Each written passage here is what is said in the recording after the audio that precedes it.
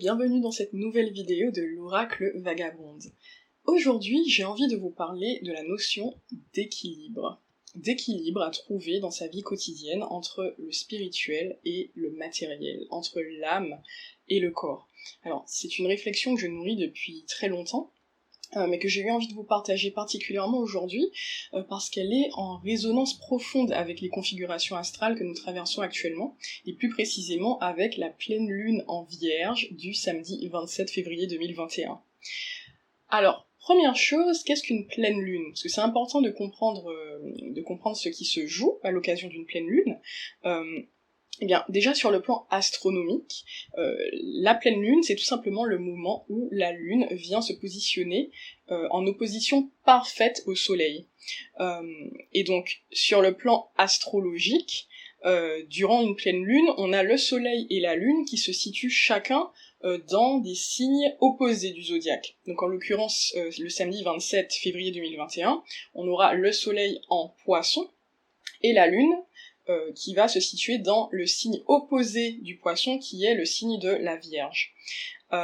Et donc, à l'occasion de chaque pleine lune, finalement, c'est un petit peu comme si le cosmos nous invitait à nous rappeler l'importance de l'équilibre. Et cet équilibre, il se manifeste au moment de la pleine lune dans cette binarité, cette opposition parfaite entre le principe yang, qui est incarné par le soleil, et le principe yin, qui est incarné par la lune. Et finalement, c'est un moment, selon moi, où l'univers nous rappelle que la clé de la libération, elle se situe dans le fait de dépasser la dualité. En fait, souvent, quand deux choses, deux entités, deux énergies nous paraissent être en opposition, nous paraissent être en conflit, en contradiction l'une avec l'autre, et nous paraissent être exclusives l'une de l'autre, en réalité, ce sont plutôt deux polarités d'un même continuum, qui sont donc éminemment complémentaires.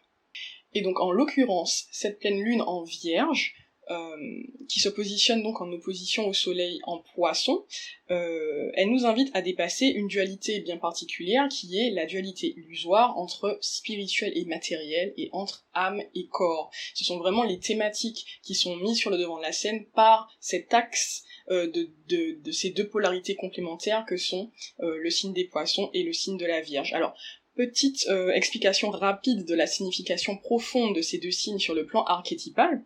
Alors, d'une part, on a le signe des Poissons, qui est en fait le dernier signe de la roue du zodiaque. Le Poisson, c'est un signe mutable, donc en fait, c'est le signe qui vient achever le cycle de la roue du zodiaque.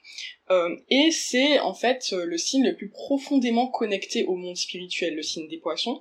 C'est le signe le plus profondément connecté à l'au-delà, au divin, aux profondeurs aussi de l'inconscient collectif. Il ne faut pas oublier que les Poissons sont un signe d'eau, l'eau qui donc représente symboliquement ces eaux profondes des émotions et de l'inconscient. Et donc finalement c'est un signe qui incarne vraiment la grande conscience universelle, cette grande source, ce tout dont nous sommes tous et toutes issus. Le signe des Poissons, c'est le signe messianique par excellence, c'est en fait le signe de la dissolution de la matière et de la dissolution de l'ego, pour pouvoir se fondre, revenir dans le tout, revenir à la source. Et à l'opposé, le signe de la Vierge, c'est un signe de terre. Donc là où les Poissons sont un signe d'eau, avec la Vierge, on est dans un signe de terre, éminemment terrien, et donc éminemment ancré dans la réalité matérielle, dans le concret, dans le pragmatique. Le signe de la Vierge, c'est aussi un signe qui est très lié à la santé, au corps, et c'est surtout un signe qui nous parle de travail, qui nous parle de routine, qui nous parle d'accoucher, en fait, dans la matière, nos idées abstraites, de les accoucher dans la matière, dans le concret, de les affiner, de les perfectionner. Là où les poissons incarnent une énergie diffuse, une énergie qui en fait abolit et dissout toutes les catégories, toutes les frontières, cette énergie tellement holistique, tellement globale, qui englobe la totalité du monde, cette énergie qui est directement connectée à la source avec un grand S, et bien la Vierge, à l'opposé, c'est une énergie très concentrée, très cristallisée, très condensée, et qui est très focalisée sur les frontières, sur les catégories, sur les détails, sur les cases. La Vierge, c'est une énergie qui est très analytique, c'est vraiment, voilà, sur le plan archétypal, la Vierge, c'est l'analyste du zodiaque, c'est celle qui repère immédiatement les erreurs, les incohérences, les inconsistances, et qui, surtout, les répare. Et donc, pour revenir à la signification métaphysique de cette pleine lune en Vierge qui s'oppose au soleil en Poisson, eh bien, on a d'une part le soleil, le principe yang, donc qui représente, qui symbolise notre essence la plus profonde, qui symbolise nos aspirations profondes, et surtout ce que nous projetons de nous-mêmes à l'extérieur. Eh bien, ce soleil en Poisson, est en Poisson, et puis de l'autre côté la pleine lune qui est donc le principe yin représentant notre subconscient, notre vie intérieure, elle est dans ce signe opposé de la Vierge. Eh bien, qu'est-ce que ça signifie finalement? Je pense qu'il faut y voir un rappel du fait qu'il n'y a pas de véritable spiritualité sans ancrage dans la matière. Et en fait, vraiment le message que je vois à travers ça, c'est le fait que le signe ultime d'une spiritualité élevée, c'est de parvenir à traduire sa spiritualité dans la matière, à la traduire dans sa vie quotidienne, à intégrer sa spiritualité dans sa vie quotidienne, de façon concrète. Et c'est vraiment, je pense, fondamental de se rappeler cela, parce qu'il y a, je pense, 3 grands écueils finalement dans la façon dont on peut vivre sa spiritualité. Le premier écueil, c'est de tomber, de s'enfermer dans une spiritualité un petit peu, entre guillemets, fluffy, un peu nuageuse et complètement déconnectée de la réalité du monde, et de ce qui se passe dans la société. Une spiritualité qui amène à se retirer dans une espèce de petite bulle, de cocon tout rose. Et ça, on en a d'ailleurs eu un rappel, un exemple très fort ces derniers mois, voire ces dernières années, dans la communauté spirituelle. Bon, c'est un terme que je n'aime pas beaucoup, mais vous comprenez ce que je veux dire.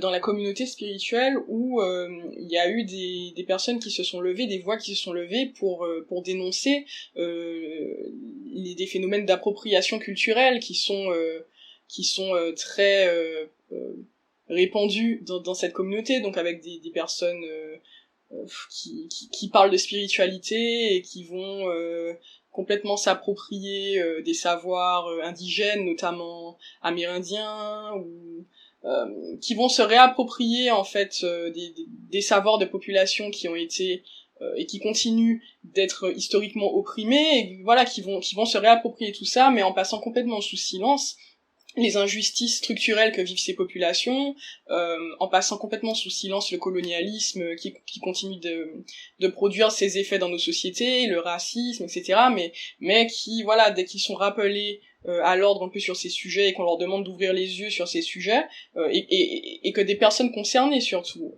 leur expliquent en quoi cette appropriation culturelle est néfaste, et en quoi ce whitewashing spirituel est néfaste, ces personnes se sentent attaquées et vont avoir tendance, pour beaucoup d'entre elles, à rétorquer, mais de toute façon, moi je suis un être spirituel et je n'ai pas envie de me sentir concernée par ces débats bassement humains et politiques. Et c'est une profonde erreur, dans la mesure où vouloir même dissocier spiritualité et politique, c'est illusoire. La spiritualité est politique, et le politique est spirituel. Justement, beaucoup de problématiques que nous rencontrons aujourd'hui, elles sont dues au fait, je parle de problématiques sociétales, elles sont dues au fait qu'on a un schisme total entre le spirituel et le politique. On a une politique qui est complètement on vit dans un monde qui est complètement désenchanté finalement, complètement déspiritualisé, extrêmement matérialiste, de façon excessive, et d'un autre côté, les personnes qui réintègrent le champ du spirituel se coupent totalement du monde et refusent de jouer le rôle qu'elles ont à jouer dans le monde. Donc voilà, je pense que ça c'est vraiment le premier écueil, c'est le fait d'oublier que la spiritualité est politique, que le politique est spirituel. Et puis le deuxième écueil qui est en fait très répandu dans la spiritualité telle que nous la pratiquons, c'est qu'on a pour beaucoup d'entre nous tendance à déconnecter, à opposer même la spiritualité, le fait d'avoir une vie spirituelle et le corps et le rapport au corps et la connexion au corps. Et ça, bien entendu, le fait qu'on vive dans une société qui est encore profondément imprégnée, marquée d'un héritage judéo-chrétien qui a longtemps été, en tout cas depuis le Moyen-Âge, qui a été très dualiste, qui a vraiment dressé, en tout cas la doctrine, le dogme officiel de l'institution politique qu'était l'Église catholique, a vraiment, durant des siècles, créé cette opposition binaire et manichéenne entre d'une part l'esprit qui serait noble et puis d'autre part le corps qui serait diabolique, avec toute cette diabolisation des instincts, de la sensualité, de la sexualité. Mais au-delà de cet héritage judéo-chrétien, je veux dire, même dans certaines écoles de pensée bouddhiste, ou tout du moins dans la façon dont beaucoup de personnes, notamment en Occident, comprennent les messages bouddhiques, on voit que c'est souvent un bouddhisme qui est vécu d'une manière très très désincarnée, très austère, très dans la condamnation du corps, dans la mesure où voilà, le corps, les émotions, c'est une illusion,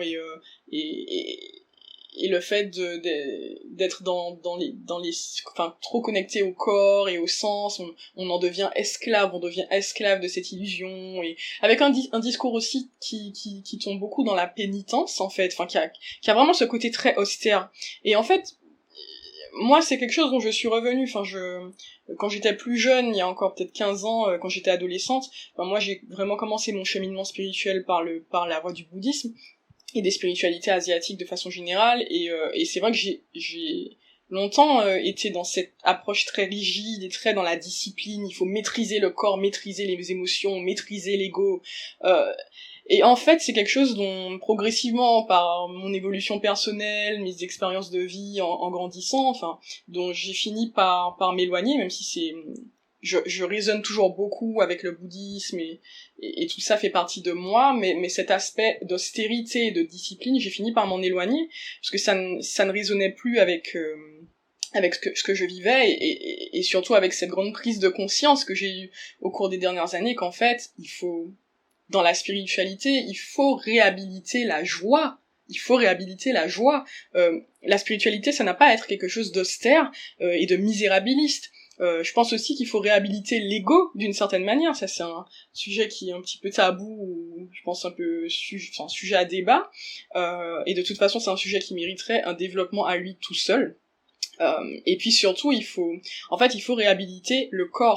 Parce que, certes, nous sommes une âme, et dans un monde excessivement matérialiste et excessivement cartésien et désenchanté, et dans cette société néolibérale, capitaliste et productiviste dans laquelle on vit, c'est effectivement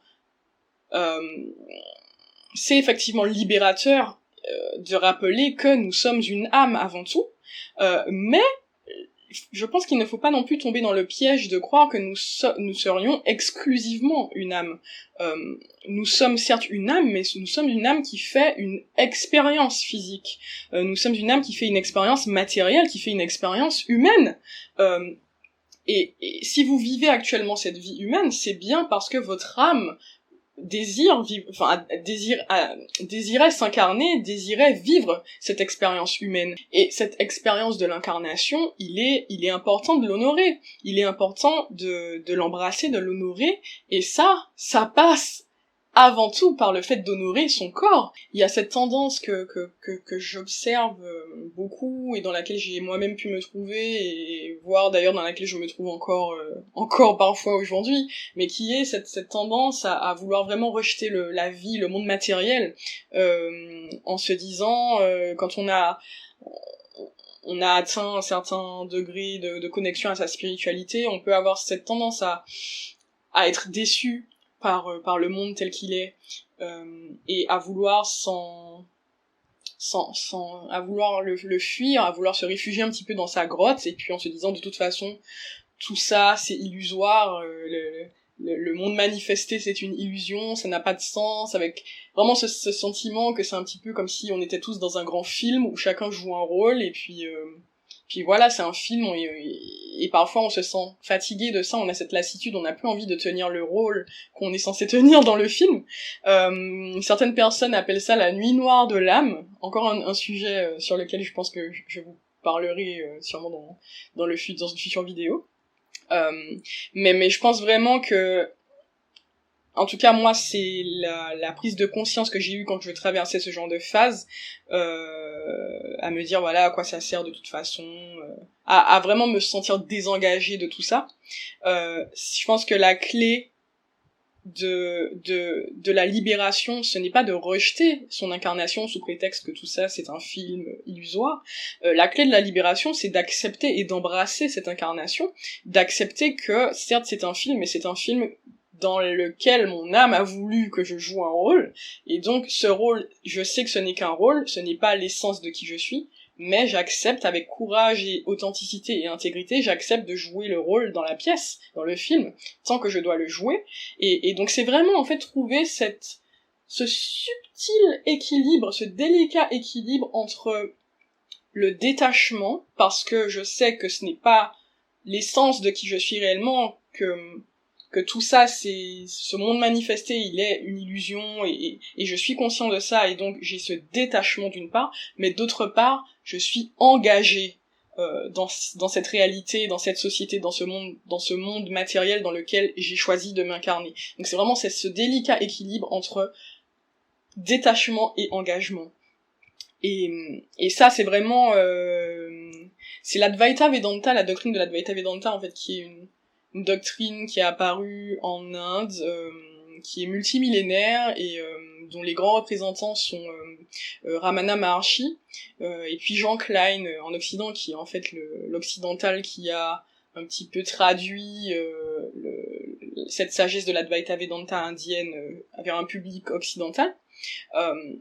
Mais vraiment, je pense que c'est vraiment la clé, et de toute façon, c'est quelque chose qu'on ne peut pas vraiment comprendre intellectuellement. Je pense que c'est quelque chose qu'on doit vivre, et par ces expériences de vie, on finit par trouver cet équilibre, ou en tout cas par comprendre vraiment profondément ce que signifie cet équilibre, même si ce n'est certainement pas toujours évident au quotidien de réussir à l'incarner. Mais en tout cas, ce qui est certain, pour revenir au sujet du corps versus âme et du matériel versus spirituel, enfin le corps, c'est réellement, mon corps c'est mon vaisseau.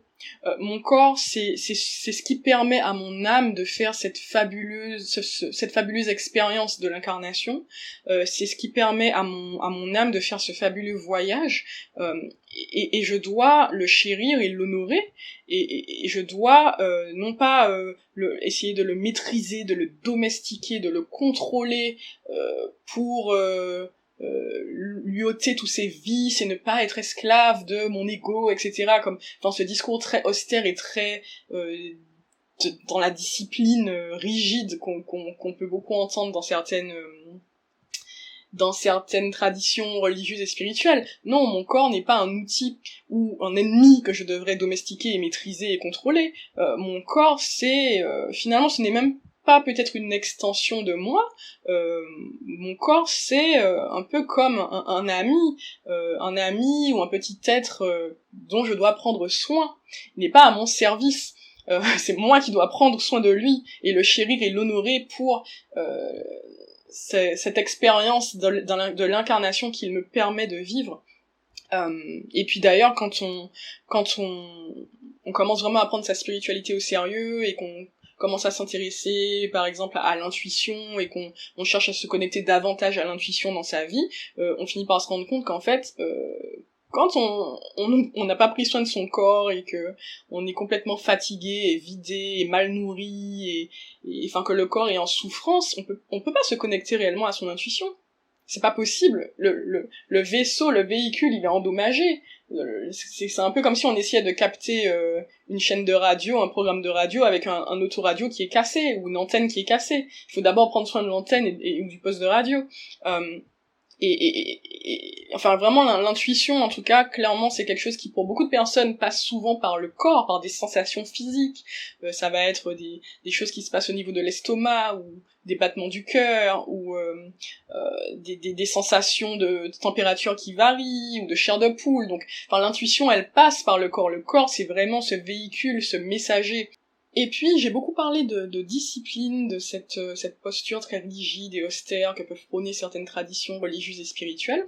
Et j'ai vraiment envie de revenir sur cette notion de discipline en troisième lieu, parce que je vous ai parlé donc de ces 3 écueils dans la spiritualité que selon moi, cette pleine lune en Vierge opposée au soleil en Poisson vient mettre en lumière et vient nous demander d'interroger. Eh bien, ce 3e écueil, pour moi, c'est vraiment cette notion selon laquelle, pour progresser, pour se développer personnellement, spirituellement, il faudrait faire preuve de discipline. En fait, la pleine lune en Vierge, je vous ai dit, la Vierge, c'est vraiment ce signe qui est sur le plan archétypal l'analyste du zodiaque, celui qui repère les erreurs, qui repère tout ce qui ne va pas et qui répare, qui fixe, qui met les choses à leur place. Et donc cette pleine lune en Vierge, elle met vraiment la pleine lumière, donc c'est vraiment ça la symbolique d'une pleine lune, on peut pas la rater dans le ciel, elle met en pleine lumière tous les aspects de nos vies où il y a un grand besoin de nettoyage, de purification. Mais l'écueil dans tout ça, c'est la tendance qu'on peut avoir, en tout cas c'est vraiment ça l'aspect sombre, le shadow aspect de l'énergie vierge quand elle résonne en fréquence basse, c'est le fait de tomber dans le perfectionnisme. Ça c'est vraiment le grand défaut de l'énergie vierge quand elle est dans ses excès et quand justement elle est complètement coupée de sa polarité complémentaire qu'est le signe des poissons, elle tombe dans le perfectionnisme, elle devient extrêmement exigeante non seulement envers les autres mais surtout envers elle-même. Et ça c'est vraiment un message je pense qui va beaucoup résonner pour vous si vous avez peut-être tendance parfois à être un peu un junkie du développement personnel ou à avoir ce que j'appelle la travaillite sur soi aiguë. Mais en fait, avec le soleil dans le signe des poissons, qui nous appelle à équilibrer cette énergie vierge de la pleine lune, on est vraiment face à un message fondamental qui est celui de l'amour envers soi-même, de l'indulgence envers soi-même. C'est une thématique très poisson, l'amour, l'indulgence et la compassion envers soi-même avant tout, envers les autres, envers le monde, et ça commence par soi-même.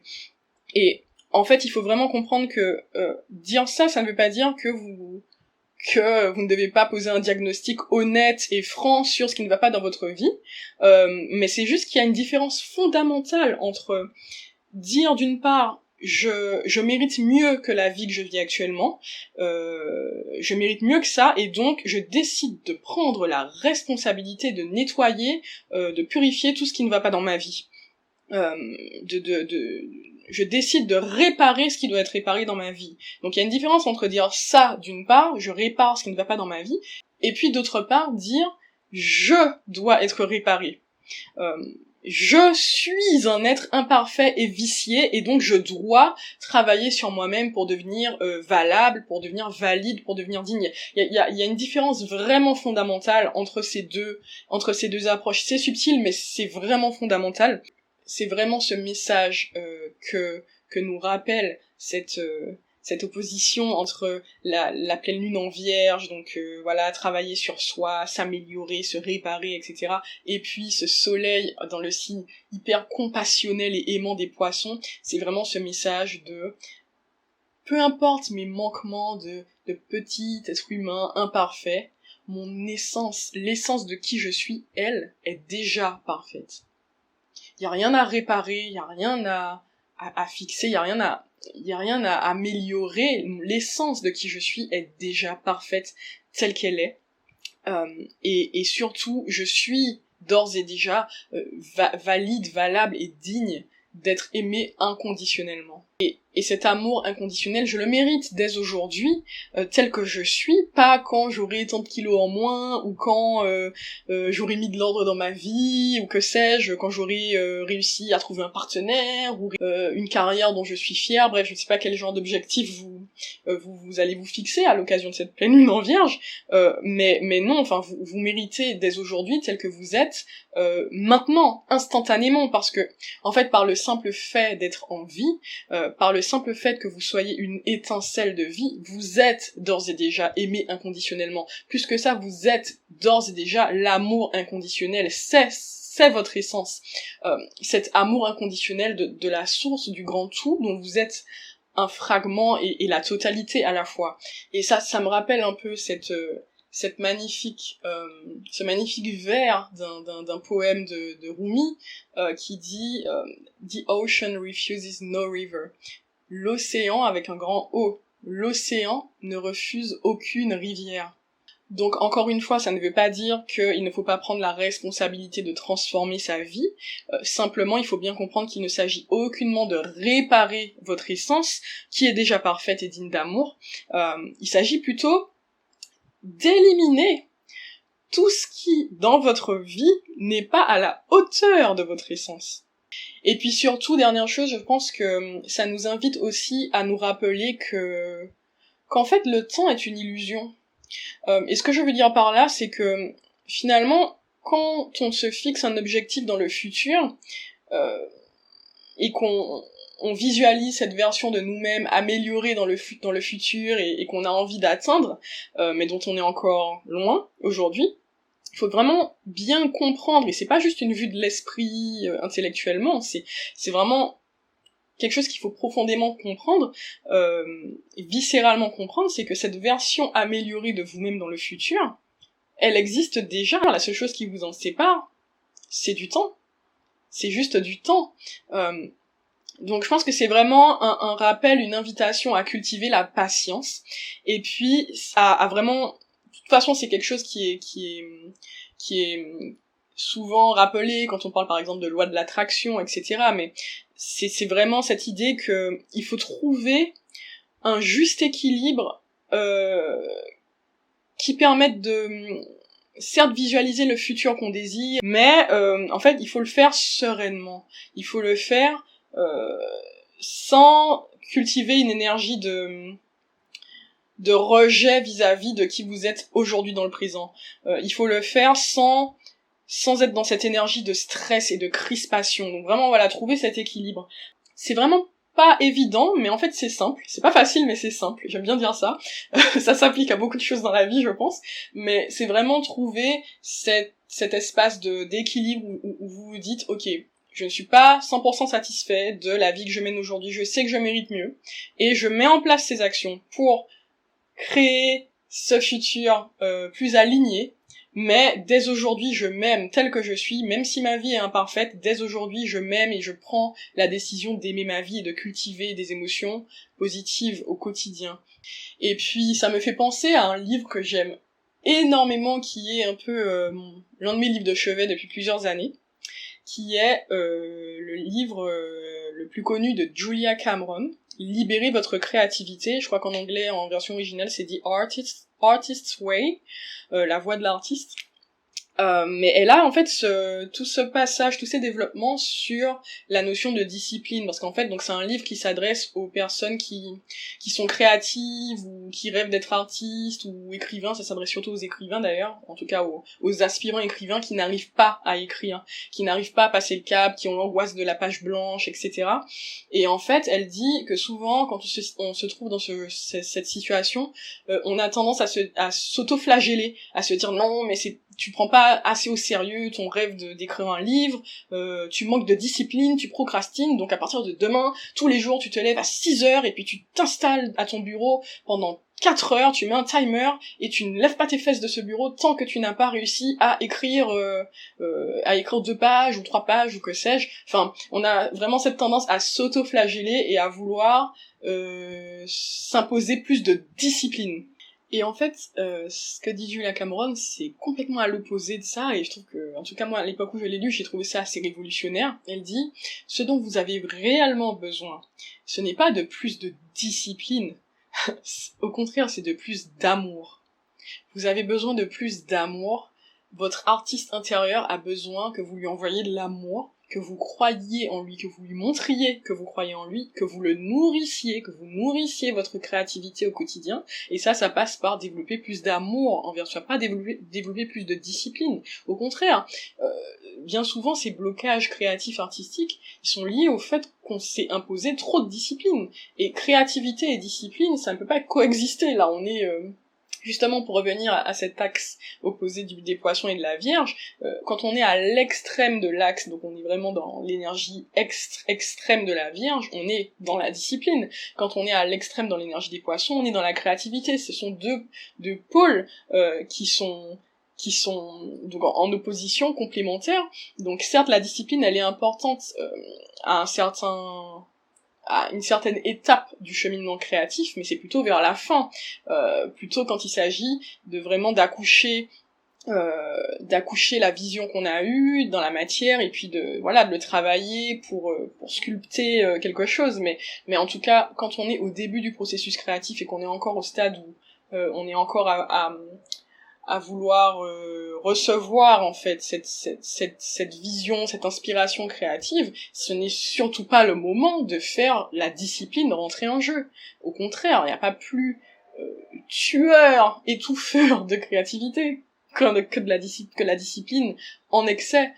Et puis d'ailleurs, plus largement, en fait, cette réflexion de Julia Cameron qui donc s'applique aux artistes bloqués, etc., cette réflexion qu'elle propose sur la discipline, pour moi, ça dépasse largement ce sujet de la créativité des artistes, et c'est quelque chose qui peut concerner tous les domaines de la vie, en fait. C'est bien souvent les plus grands changements dans la vie, ils vont pas s'opérer en forçant, en se disciplinant et en forçant, parce que tant qu'on force, c'est qu'on est encore dans quelque chose de très mental.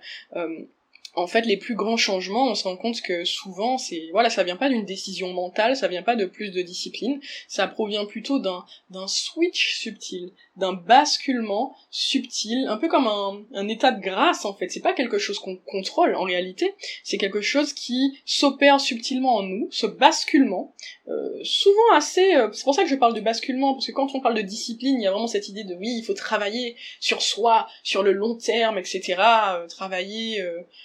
tous les jours un petit peu, alors qu'en fait, en réalité, vraiment, c'est les plus grands changements dans la vie, souvent, c'est ce basculement un peu comme un interrupteur. Ça se fait un petit peu d'un coup, presque, même si après, ça va sûrement prendre plus de temps pour pouvoir bien intégrer tout ça et le traduire dans notre réalité matérielle. Mais en tout cas, le changement réel, quand il s'opère, c'est plutôt ce basculement.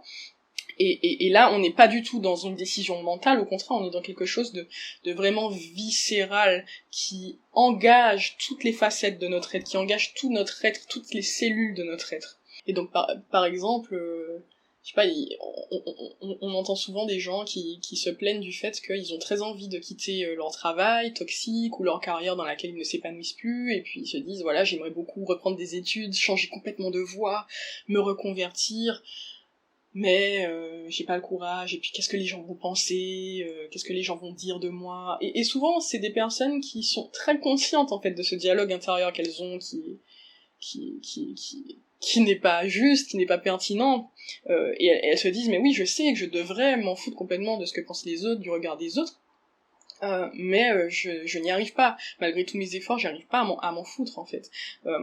Et voilà, enfin, un autre exemple qu'on pourrait donner, c'est celui de quelqu'un qui voudrait arriver à manger plus sainement, et qui sait intellectuellement pourquoi il faudrait qu'elle mange plus sainement, mais qui n'arrive pas à vraiment passer à l'action de façon constante et à mettre ça en place dans sa vie, même si intellectuellement elle est tout à fait consciente du fait qu'elle peut plus continuer à manger des crêpes au Nutella à chaque repas.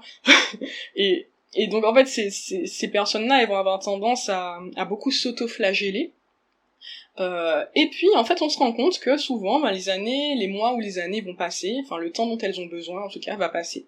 Elles vont vivre certaines expériences, et puis un jour comme ça, comme un fruit mûr qui se détache de l'arbre, sans effort, sans force, en fait le fruit tombe de lui-même, et là elles se rendent compte que ah oui en fait aujourd'hui je suis prêt. Ça y est, je suis prêt. Ça y est, je suis prêt à quitter mon job, à envoyer tout ça valser. Ça y est, je suis prête à mettre en place un régime alimentaire plus sain, à prendre soin de moi, à prendre soin de mon corps. Ça y est, il y a ce basculement qui s'opère, et là, enfin, ces personnes se retrouvent à faire ce qu'elles avaient dit qu'elles allaient faire depuis des années sans y arriver. Elles se retrouvent à le faire, non pas parce que elles se disciplinent par le mental et par la lutte contre elles-mêmes.